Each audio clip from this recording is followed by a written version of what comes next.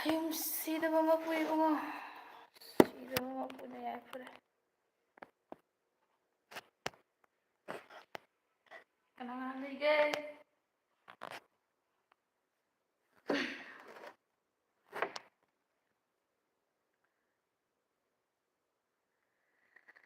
Khangfam khangdawarasu wakhatfam leitawro aina kanada sum akatmiru lamhinbi tawani kanjari may sinuwaite. Hi, kaiꯗꯧꯔꯝꯃꯤꯅꯣ ꯆꯦꯕꯨ? ꯑꯩ ꯆꯥꯛ ꯊꯣꯡꯉꯝꯕꯅꯦ ꯂꯣꯏꯔꯦ ꯑꯗꯣ ꯃꯤ ꯀꯅꯥꯝ ꯆꯥꯛ ꯆꯥꯅꯗ꯭ꯔꯤ ꯑꯗꯨ ꯁꯨꯝ ꯐꯝꯃꯤ. Sana sa Miranda. Hi sister. Hi Miranda. Hi everyone. Ball yengro sister. Yengde ay ball kaya pamde yeng bahite football je. Laisi lembi che chak charabo chadriye chak loire aduga mi maya mi kay chak chadri bandana sermon. Hi big fan. Hi Samu. Dipsan kaysam. Hey apawi. Hey powderbi. Ay thomoy kaira haba Dipsan. Makeover amta tawse haba thomoy kaira haba. I don't know how to cope with this heartbreak. Yaliba phatijiga minaya mandro phatiga yalaga. Sak thomoy da haba no. Yung lembam biki luang no e hai. Oh no e. Sana sa Miranda. Skit video thagal o yengba nungaibane. Ibema ina ang phage tawdara khagaba khitagai. Samayum sarisna. Samayum saris sarmana aise. Sorry, yumna puthokra. Oh my god. Samayum sarisna aise khangaba dabka tawdana khangaba video thagatpagi. Oh my god. Daina laimayum. Ha ha ha. Ha ha ha to you too. Enjoy it so. Haujikan video thagalattrisi kaino. Khangda ba isu kaino kaidorage ai. What happened to me? Lexlem biche video ka thagalo. Ai su thaganingbane. Chanu lairang male Dipsan kaysam. La o wa miwa ngangna ka phadoine do. Lexlem thaubaluang che sarda. Hoi. Ichen khuman che video thagalo. Hoi. Ricky oinam isai amta saglo ichen. Isai am sakni isai sakken dui tabi. Yam no isai am saksani. Prasan Lorembam ichegi koksine aina kala ije. Ai kokse yam pangnung nungai leba mandra ai ngonda phawriba saiba ayo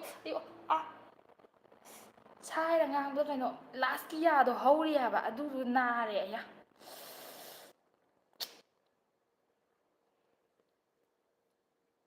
Prasan Lorembamgi keno answer pige tawda ya kanu tawre aya. Che video anauba sembiro. Semjarake chese pau pabagum tawdaine hari enjoy it soon. Hoi paramme haba ado aido TV do chandadana thokle haiba chawman gidana noiman chawman gidana itan khuman isai sakla o isai sakse mayam isai saksira jam haibado singer dunya isai saksira akoi ina pa daga sai daga ai chak thong isai dom saklaiba thamoi kai bagi adu ina pa sa taning da ba sire sa ga ngang. Ricky Yamnam Anandana hi Ming Manabi hi Ricky oinam no waraude kana du saklo thamoi kai kapade ayo ji sana thoi lamjau da thiung da phai arun la shram kai lam dai no sister ja ai ja sangai thel Anjali ni thousand chase sangai thel machine or sungude kana no who are you? ꯁꯉꯥꯏꯊꯦꯜꯗ ꯂꯣꯏ ꯎꯅꯤ ꯁꯉꯥꯏꯊꯦꯜꯗꯤ ꯀꯩꯅꯣ ꯁꯉꯥꯏꯊꯦꯜ ꯃꯁꯦꯟ ꯑꯣꯏꯔꯁꯨ ꯎꯗꯦ ꯀꯥꯏꯅ ꯅꯪ ꯀꯅꯥꯅꯣ ꯑꯩ ꯈꯪꯗꯤ ꯃꯣꯍꯃꯠ ꯁꯥꯅꯋꯥ ꯁꯛꯁꯦ ꯁꯛꯁꯤ ꯀꯩꯗꯧꯔꯒꯦ ꯑꯩ ꯁꯛꯁꯤ ꯌꯦꯡꯉꯣ ꯍꯥꯏꯕ ꯅꯠꯇꯦ ꯊꯣꯛꯆꯔꯛꯑꯣ ꯑꯣ ꯃꯥ ꯁꯣꯔꯤ ꯏꯁꯩ ꯁꯛꯁꯦ ꯍꯥꯏꯕꯅꯦ ꯏꯃꯥ ꯑꯩ ꯂꯥꯟꯖꯔꯦ ꯏꯁꯩ ꯁꯛꯁꯦ ꯍꯥꯏꯕꯅꯦ ꯑꯩꯁꯦ ꯁꯣꯔꯤ ꯑꯩꯒꯤ ꯃꯥꯏꯟꯁꯦꯠꯁꯦ ꯑꯩ ꯍꯧꯖꯤꯛ ꯅꯦꯒꯦꯇꯤꯞ ꯌꯥꯝ ꯈꯜꯂꯦꯕ ꯄꯣꯖꯤꯇꯤꯞ ꯏꯅꯔꯖꯤ ꯀꯝ ꯑꯩ ꯏꯪꯂꯤꯁꯇ ꯄꯣꯖꯤꯇꯤꯞ ꯏꯅꯔꯖꯤ ꯅꯦꯒꯦꯇꯤꯞ ꯏꯅꯔꯖꯤ ꯁ꯭ꯋꯥꯍꯥ ꯁꯥ ꯃꯌꯨꯝ ꯁꯥꯔꯤꯁꯇ ꯆꯠꯈ꯭ꯔꯣ ꯅꯦꯒꯦꯇꯤꯞ ꯏꯅꯔꯖꯤ ꯄꯣꯖꯤꯇꯤꯞ ꯏꯅꯔꯖꯤ ꯂꯥꯛꯑꯣ ꯑꯩ ꯅꯦꯒꯦꯇꯤꯞ ꯈꯜꯂꯦ ꯑꯥꯏ ꯑꯦꯝ ꯁꯣ ꯁꯣꯔꯤ ꯍꯧꯖꯤꯛꯀꯤꯗꯣ ꯁꯛꯁꯦ ꯍꯥꯏꯕꯅꯦꯕ ꯍꯧꯖꯤꯛꯀꯤꯗꯣ ꯃꯅꯤꯄꯨꯔꯤꯁꯦ ꯌꯥꯝ ꯂꯨꯗ꯭ꯔꯥ LEIꯗꯨ ꯂꯩꯁꯦ ꯍꯥꯏ ꯌꯥꯏ ꯂꯩ ꯐ꯭ꯂꯥꯋꯔꯁꯦ ꯍꯥꯏ ꯌꯥꯏ ꯄꯣꯠ ꯑꯃ ꯂꯩꯕꯗꯣ ꯂꯩ ꯍꯥꯏꯕꯁꯨ ꯌꯥꯏ ꯅꯠꯇ꯭ꯔꯥ ꯑꯗꯨꯁꯨ ꯁ꯭ꯄꯦꯂꯤꯡꯁꯤꯗꯅꯦ ꯏꯁꯩ ꯁꯛꯁꯦ ꯍꯥꯏꯔꯛꯄꯒꯤ ꯃꯥꯒꯤꯁꯦ ꯁꯛꯁꯦꯅ ꯍꯥꯏꯔꯛꯏꯅꯦꯕꯗ ꯑꯩꯁꯤꯅ ꯁꯛꯁꯦꯅ ꯈꯜꯂꯕ ꯑꯗꯨꯒꯤꯅꯦꯕ ꯑꯩꯅ ꯇꯧꯔꯤꯁꯦ ꯏꯆꯟ ꯈꯨꯃꯟꯅ ꯍꯪꯕꯤꯔꯛꯏ ꯏꯆꯤꯟ ꯏꯅꯥꯎ ꯀꯅꯥꯅꯣ ꯆꯦꯒꯤ ꯀꯌꯥꯅꯣ ꯍꯥꯏꯕ ꯃꯥꯜꯂꯦꯀꯣ ꯊ꯭ꯔꯤꯅꯦ ꯏꯅꯥꯎꯄꯥ ꯑꯅꯤ ꯂꯩ ꯑꯗꯨꯒ ꯅꯨꯄꯤ ꯑꯩ ꯏꯇꯣꯝꯗ ꯑꯍꯟꯅꯦꯕꯀꯣ ꯑꯉꯥꯎꯕ ꯐꯣꯟ ꯇꯧꯔꯛꯑꯦ ꯀꯅꯥꯅꯣ ꯑꯃ ꯇꯥꯃꯣ ꯅꯣꯔꯦꯅ ꯑꯝꯇ ꯂꯩꯔꯝꯃꯨꯀꯣ ꯃꯌꯥꯝ ꯀꯩꯅꯣ ꯅꯦꯒꯦꯇꯤꯞ ꯏꯅꯔꯖꯤ ꯀꯥꯝꯁꯤꯜꯂꯛꯏꯗꯣ ꯄꯥꯁ ꯇꯧꯕ ꯃꯊꯪ ꯑꯋꯣꯏꯕ ꯆꯦ ꯚꯤꯗꯤꯑꯣ ꯑꯅꯧꯕ ꯊꯥꯒꯠꯂꯛꯑꯣꯃꯦ ꯍꯥꯏ ꯁꯤꯂꯤꯌꯥ ꯆꯪꯉꯨꯕꯅ ꯉꯥꯏꯈꯣ ꯅꯣꯏ ꯁꯨꯃꯥꯏꯅ ꯂꯩꯔꯝꯃꯣ ꯉꯥꯏꯈꯣꯀꯣ ꯑꯩ ꯑꯩꯈꯣꯏ ꯄꯥꯗ ꯐꯣꯟ ꯑꯝꯇ ꯄꯤꯌꯨ ꯐꯣꯟ ꯂꯥꯛꯑꯦ ꯕꯕꯥ ꯇꯥꯃꯣ ꯅꯣꯔꯦ ꯐꯣꯟ ꯂꯥꯛꯑꯦ ꯇꯥꯃꯣ ꯅꯣꯔꯦ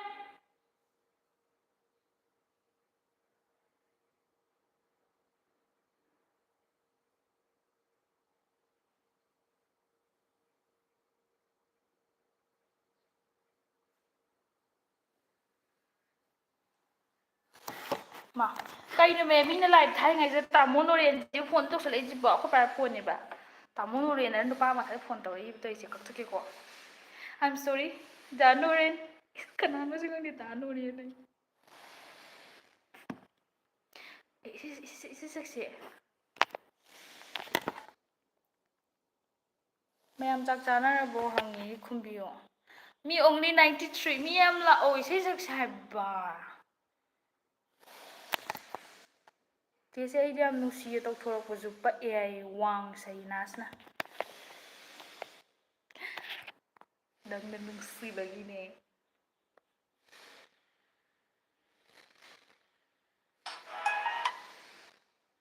ꯑꯩ ꯁꯤꯁꯦ ꯍꯧꯖꯤꯛ ꯌꯥꯝ ꯇꯥꯔꯤ ꯍꯥꯏꯕꯀꯣ ꯊꯃꯣꯏ ꯀꯥꯏꯕꯒꯤ ꯑꯗꯣ ꯑꯩ ꯀꯞꯄꯔꯣꯏꯕ ꯊꯃꯣꯏ ꯀꯥꯏꯕꯒꯤꯀꯣ ꯑꯩ ꯊꯃꯣꯏ ꯀꯥꯏꯔꯦꯕ ꯍꯧꯖꯤꯛ ꯑꯗꯨ ꯏꯁꯩ ꯑꯣꯏꯅ ꯁꯛꯁꯦꯕꯀꯣ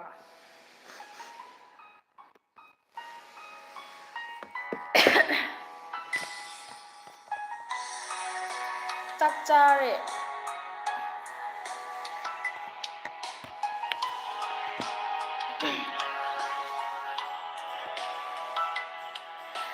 ꯅꯨꯡꯁꯤ ꯈꯪꯃꯟꯗꯦ ꯅꯪꯁꯦ ꯀꯟꯃꯜꯂꯤ ꯅꯪꯒꯤ ꯊꯃꯣꯏ ꯅꯨꯡꯁꯤ ꯈꯪꯃꯟꯗꯦ ꯅꯪꯁꯦ ꯀꯟꯃꯜꯂꯤ ꯅꯪꯒꯤ ꯊꯃꯣꯏ ꯑꯩꯕꯨ ꯌꯥꯝꯅ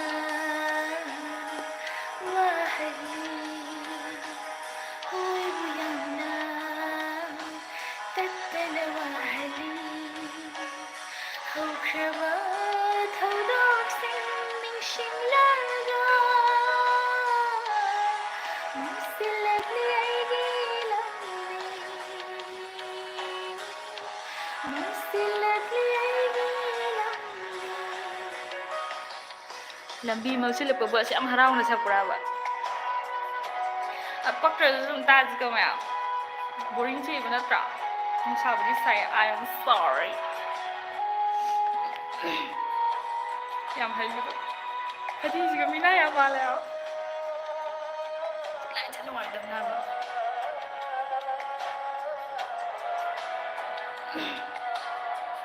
ꯈꯪꯐꯝ ꯈꯪꯗ ꯋꯥꯔꯁꯨ ꯋꯥꯀꯠꯐꯝ ꯂꯩꯇꯕ ꯑꯩꯅ ꯈꯜꯂꯗꯣꯏꯁꯤ ꯋꯥꯀꯠꯂꯔꯣꯏ ꯂꯝꯍꯦꯟꯕꯤ ꯊꯃꯣꯏꯅꯦ ꯈꯟꯖꯔꯒꯦ ꯆꯤꯟꯊꯁꯅꯨ ꯄꯤꯔꯥꯡ ꯃꯅꯤꯡꯇꯝꯅ ꯋꯥꯔꯛꯆꯕ ꯉꯝꯗ꯭ꯔꯕ ꯊꯃꯣꯏꯁꯤ ꯍꯨꯅꯤ ꯈꯜꯂꯨꯗꯕ ꯅꯨꯡꯁꯤꯕꯕꯨ ꯅꯣꯛꯆꯔꯨꯕꯅꯤ ꯊꯃꯣꯏꯁꯦ ꯄꯦꯟꯅ ꯃꯤꯅꯣꯛꯁꯦ ꯂꯣꯏꯌꯨ ꯍꯥꯏꯅ ꯇꯝꯂꯝꯅ ꯃꯥꯜꯂꯦ ꯃꯤꯂꯥꯏ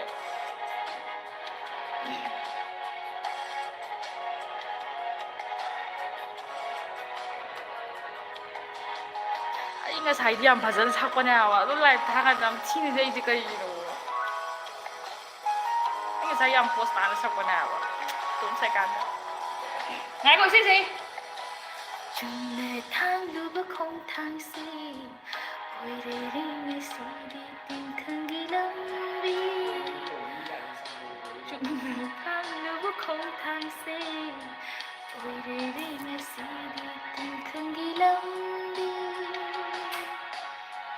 ꯊꯥꯖꯕ ꯊꯝꯂꯨꯕ ꯂꯝꯐꯝꯗ ꯃꯈꯣꯜ ꯊꯣꯛꯅ ꯀꯞꯂꯛꯂꯦ ꯊꯥꯖꯕ ꯊꯝꯂꯨꯕ ꯂꯝꯐꯝꯗ ꯃꯈꯣꯜ ꯊꯣꯛꯅ ꯀꯞꯂꯛꯂꯦ ꯊꯦꯝꯖꯤꯟꯕ ꯌꯥꯗꯅ ꯉꯁꯤꯗꯤ ꯊꯦꯝꯖꯤꯟꯕ ꯌꯥꯗꯅ ꯉꯁꯤꯗꯤ ꯑꯩꯕꯨ ꯌꯥꯝꯅ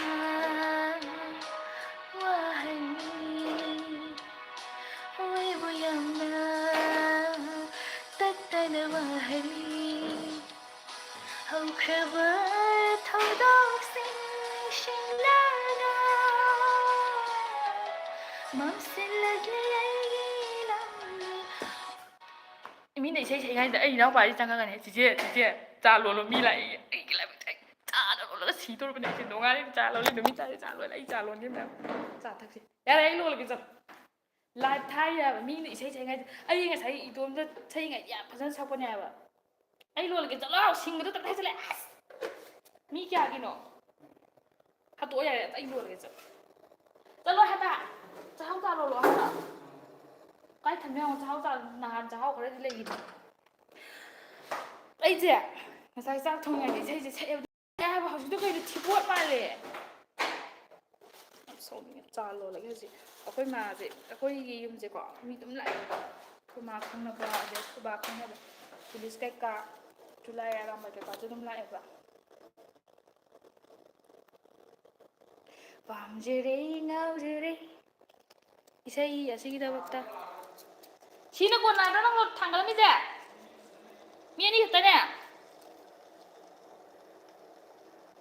ꯌꯥꯝ ꯗꯤꯁꯇꯔꯕ ꯇꯧꯋꯦ ꯀꯅꯥꯅꯣ ꯑꯝꯇ ꯌꯦꯡꯒꯦ ꯂꯥꯛꯏꯁꯦ ꯑꯩꯈꯣꯏ ꯑꯩ ꯀꯥꯕꯤꯟꯁꯦ ꯖꯔ ꯑꯝꯇ ꯄꯥꯔꯛꯀꯦꯕꯀꯣ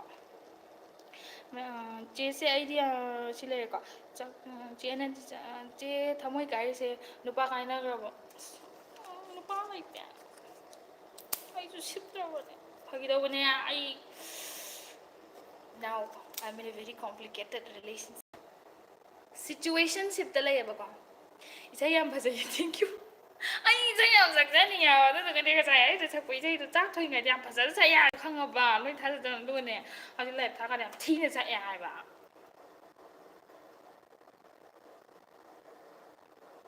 ꯁꯤꯁꯤꯂꯥ ꯆꯃꯨꯝ ꯏꯁꯩ ꯑꯁꯤꯒꯤꯗꯃꯛꯇ ꯑꯃ ꯍꯥꯏꯅ ꯍꯧꯅ ꯂꯧꯏ ꯑꯃ ꯋꯥꯡ ꯁꯩꯅꯥꯁ ꯑꯩꯁꯨ ꯀꯞꯂꯤ ꯏꯆꯦ ꯏꯁꯩ ꯇꯥꯕꯗ ꯖꯦꯛꯁꯟ ꯇꯣꯡꯕ꯭ꯔꯣꯝ ꯄꯛꯇꯕ ꯇꯧꯗꯦꯅ ꯐꯖꯩ ꯌꯥꯝ ꯑꯩꯕꯨ ꯆꯦꯅ ꯀꯞꯍꯟꯕꯤꯔꯦ ꯐꯖꯩꯌꯦ ꯍꯥꯏꯔꯤꯀꯤ ꯊꯦꯡꯀ꯭ꯌꯨ ꯌꯥꯝꯅ ꯐꯖꯩꯗ ꯀꯅꯥꯅ ꯐꯖꯗꯦ ꯍꯥꯏꯔꯤꯅꯣ ꯊꯦꯡꯀ꯭ꯌꯨ ꯇꯣꯟꯖꯝꯕ꯭ꯔꯦꯅꯤ ꯕꯣꯅꯤ ꯍꯣꯏ ꯑꯩ ꯃꯤꯡ ꯑꯔꯤꯕ ꯀꯧꯒꯅꯨ ꯁ꯭ꯋꯥꯏꯗ ꯕꯣꯅꯤ ꯑꯩꯁꯦ ꯍꯥꯟꯅ ꯕꯣꯅꯤ ꯀꯧꯔꯝꯃꯦꯕꯀꯣ ꯑꯗꯨꯗꯨꯒꯅꯦ ꯀ꯭ꯂꯥꯁ 8ꯇꯅꯦ ꯕꯣꯅꯤꯗꯣ ꯊꯣꯛꯂꯛꯄꯗꯒꯤꯅꯦ ꯃꯥꯅ ꯕꯦꯠ ꯁꯥꯔ ꯊꯣꯛꯂꯛꯏꯗꯅ ꯕꯣꯅꯤꯁꯦ ꯍꯥꯟꯅ ꯑꯗꯩꯗꯤ ꯑꯩꯅ ꯃꯤꯡꯁꯦ ꯏꯀꯥꯏꯗꯅ ꯑꯣꯟꯊꯣꯛꯈꯤꯕꯅꯦꯕ ꯑꯅꯟꯗꯤꯅ ꯏꯇꯣꯝ ꯊꯣꯟꯖꯩꯅꯦꯕ ꯃꯤꯡꯁꯦ ꯈꯪꯉꯕ ꯆꯦꯒꯤ ꯈꯨꯆꯝꯁꯦ ꯑꯁ ꯈꯪꯗꯦ ꯏꯆꯝ ꯆꯝꯃꯤꯔ ꯀꯩꯅꯣ ꯈꯪꯗꯦ ꯑꯔꯤꯕꯝ ꯕꯤꯗꯨ ꯁꯔꯃ ꯌꯨꯝ ꯄꯥꯟꯕꯤꯔꯕ ꯁꯣꯝꯕꯨ ꯌꯨꯝ ꯄꯥꯜꯂꯦ ꯏꯆꯥ 3 ꯃꯀꯣꯛ ꯄꯥꯠꯄ ꯑꯃꯅꯤ ꯂꯩꯔꯤ ꯑꯗꯨꯝ ꯃꯣꯏ ꯃꯄꯥꯟꯗ ꯁ꯭ꯋꯥꯏꯗ ꯁꯥꯟꯅꯔꯝꯒꯤꯅꯤ ꯃꯆꯤꯟ ꯊꯣꯛꯇꯣ ꯌꯨꯝ ꯃꯈꯩ ꯂꯩꯈꯣꯝꯗ ꯌꯨꯝ ꯄꯥꯜꯂꯤ ꯏꯆꯥ 3 ꯁꯨꯔꯦ ꯋꯥꯏꯗ ꯃꯃꯥ ꯑꯣꯏꯔꯤꯁꯦꯀꯣ ꯇꯧꯔꯤꯁꯤꯅꯤ ꯆꯥꯕꯨ ꯂꯣꯟꯕꯨ ꯇꯧꯕ ꯀꯩꯀꯩ ꯍꯥꯞꯈ꯭ꯔꯒꯦ ꯇꯧꯕ ꯆꯥ ꯃꯅꯥꯒ ꯍꯥꯞꯄꯝꯃꯣ ꯃꯥꯏꯁꯤꯕꯨ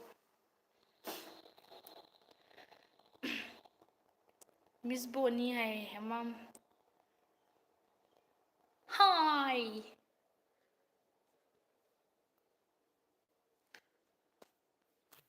Deepak Kumar, hello.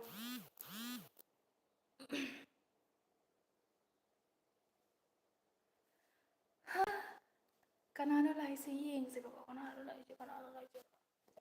ꯑꯩꯅ ꯏꯁꯩꯁꯦ ꯍꯦꯛ ꯁꯛꯅꯤꯡꯉꯦ ꯑꯩ ꯏꯅꯥꯎꯄꯥꯁꯤꯅ ꯑꯗꯨ ꯁꯨꯃꯥꯏꯅꯅꯦ ꯑꯗꯨꯝ ꯂꯥꯛꯑꯦ ꯍꯥꯏꯕ ꯃꯤꯁꯦ ꯋꯥꯠꯇꯕꯤꯗ ꯁꯪꯒꯣꯏꯁꯤꯗ ꯐꯝꯃꯤꯁꯦ ꯎꯕ꯭ꯔꯥ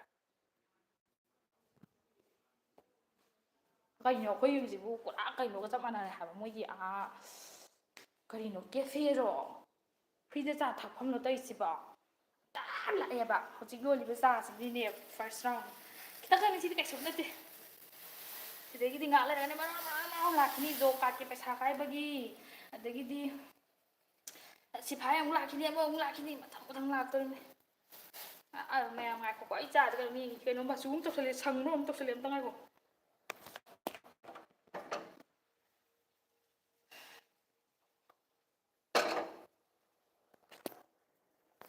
ꯌꯥꯔꯦ ꯏꯁꯩ ꯇꯥꯒꯦ ꯁꯛꯂꯛꯑꯣ ꯏꯁꯩ ꯀꯥꯟꯗ ꯏꯅꯥꯎꯄꯥꯅ ꯆꯥ ꯂꯣꯜꯂꯨ ꯂꯥꯎ ꯆꯦꯆꯦ ꯃꯤ ꯂꯥꯛꯑꯦ ꯍꯥꯏꯔꯛꯏꯅꯦ ꯍꯥꯏꯕ ꯈꯪꯉꯕ ꯏꯁꯩ ꯁꯛꯐꯝ ꯈꯪꯗ꯭ꯔꯦ ꯍꯥꯏꯕ ꯑꯩꯕꯨ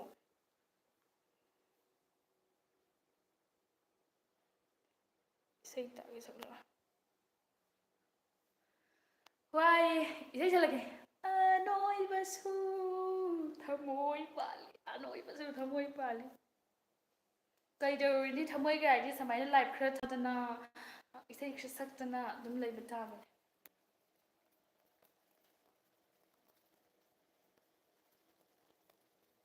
ꯌꯣꯔ ꯐꯣꯝꯒ ꯍꯥꯏꯅ ꯀꯩꯅꯣ ꯑꯩ ꯀꯔꯤ ꯐꯣꯝꯅꯣ ꯑꯣ ꯌꯣꯔ ꯑꯣ ꯃꯥꯏꯁꯦ ꯌꯣꯔ ꯐ꯭ꯔꯣꯝ ꯍꯥꯏꯅꯤꯡꯉꯤꯅꯤ you're from I am from Kangleipak ꯆꯦꯗꯣ ꯑꯩꯈꯣꯏꯁꯨ ꯑꯣ ꯆꯥꯗꯣ ꯆꯦ ꯆꯥꯗꯣ ꯑꯩꯈꯣꯏꯁꯨ ꯌꯦꯜꯂꯛ ꯌꯥꯏꯅꯦ ꯑꯩꯗꯤꯅꯦ ꯍꯩꯅꯗꯦ ꯆꯉꯥꯡꯁꯦ ꯀꯌꯥ ꯄꯥꯝꯕ ꯑꯣꯏꯗꯦꯕ ꯍꯥꯏꯗꯤ ꯍꯅꯨꯕꯤ ꯃꯀꯣꯛ ꯃꯅꯝ ꯅꯝꯃꯦ ꯍꯥꯏꯕ ꯆꯥ ꯅꯅꯥꯎꯄꯥꯗꯣ ꯅꯕꯨꯡ ꯃꯥꯜꯂꯦ ꯏꯕꯨꯡ ꯍꯥꯏꯌꯣ ꯑꯣ ꯌꯥꯏꯃꯁꯦ ꯑꯩꯗꯧꯅ ꯍꯦꯛꯇ ꯅꯣꯏꯔꯒ ꯑꯩꯅ ꯑꯃꯨꯛ ꯅꯣꯏꯔꯒ ꯇꯦꯟꯈ꯭ꯔꯦꯕ ꯄꯥꯛꯈ꯭ꯔꯦꯕ ꯑꯗꯨꯗꯨꯅ ꯃꯥꯁꯤꯅ ꯅꯣꯏꯔꯒ ꯆꯥꯎꯔꯒ ꯅꯨꯏꯖꯥꯎꯅꯦ ꯍꯥꯏꯕ ꯅꯨꯏꯖꯥꯎ ꯑꯗꯨꯗꯨꯒ ꯑꯇꯣꯝꯕꯗꯣ ꯑꯗꯨꯗꯤ ꯈꯤꯇꯪ ꯄꯣꯁ ꯑꯇꯣꯝꯕꯁꯤꯗꯤ ꯈꯤꯇꯪ ꯋꯥꯡꯉꯒ ꯃꯁꯥ ꯑꯗꯨꯝ ꯄꯥꯔꯒ ꯃꯤ ꯉꯧꯔꯒ ꯑꯗꯨꯝ ꯃꯥꯗꯤ ꯍꯥꯏꯗꯤ ꯃꯤ ꯃꯥꯜꯂꯦꯕ ꯐꯖꯕꯩ ꯅꯠꯇ꯭ꯔꯁꯨꯀꯣ ꯅꯪꯒꯤ ꯆꯦꯡꯂꯧ ꯁꯛꯇꯝꯁꯦ ꯀꯔꯤ ꯏꯁꯩ ꯅꯠꯇ ꯃꯥꯜꯂꯦ ꯍꯦꯃꯥꯝꯅ ꯍꯥꯏ ꯅꯪꯒꯤ ꯆꯦꯡꯂꯧ ꯁꯛꯇꯝꯁꯦ ꯌꯦꯡꯉꯨꯗꯅ ꯇꯨꯁꯜꯂꯦ ꯑꯃ ꯆꯤꯡꯈꯠꯄꯤꯔꯝꯃꯨ ꯆꯥꯟꯕꯤꯗꯨꯅ ꯄꯨꯡꯉꯥꯎ ꯉꯥꯎꯍꯜꯂ ꯀꯔꯤ ꯍꯥꯏꯗꯣꯏꯅꯣ ꯃꯥ ꯆꯥ ꯂꯣꯏꯔꯦ ꯈꯪꯉꯦ ꯏꯅꯥꯎꯄꯥꯅ ꯌꯦꯡ ꯂꯩꯔꯝꯃꯦ ꯆꯥ ꯂꯣꯏꯔꯦ ꯑꯩ ꯆꯥ ꯄꯤꯔꯨꯒꯦꯀꯣ ꯒ꯭ꯌꯥꯟ ꯇꯥꯕꯤꯅꯤ ꯁꯥꯏꯁꯦ ꯐꯅꯦꯛꯀ ꯁꯦꯠꯂꯒ ꯃꯁꯤꯗꯩꯁꯤ ꯅꯣꯏꯕꯅꯤꯅ ꯁꯦꯠꯐꯝ ꯑꯃ ꯈꯪꯗꯗꯅ ꯐꯅꯦꯛ ꯑꯣꯏꯅ ꯁꯦꯠꯂꯕꯅꯦꯗꯤ ꯈꯪꯗ꯭ꯔꯤꯕꯀꯣ ꯍꯅꯨꯕꯤ ꯄꯨꯔꯥ ꯃꯥꯜꯂꯦ